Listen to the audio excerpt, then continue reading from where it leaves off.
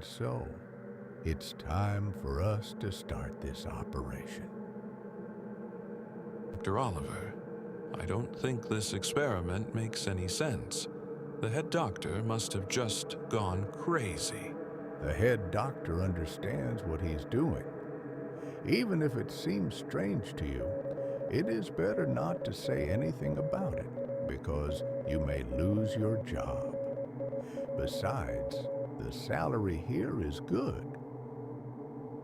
So, you better keep working. By the way, give me the scalpel. Okay, hold that scalpel. Still, how is he going to give life to these dolls? Oh, David, sometimes a failed experiment is the future for a new experiment.